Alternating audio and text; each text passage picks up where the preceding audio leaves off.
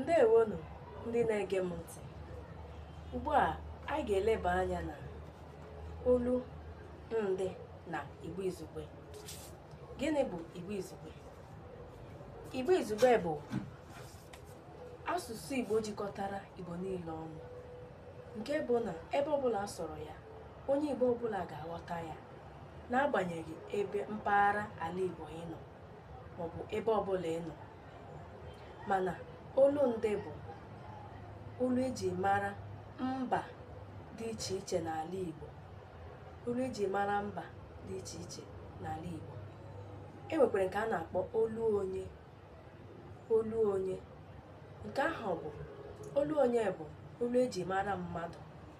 Iji maa atụ, ọ bụrụ na aha m bụ Ebubechukwu, kwuo okwu, ebe ọ bụla ị nụrụ olu m, ị ga-ama na ọ bụ Ebubechukwu kwuru okwu.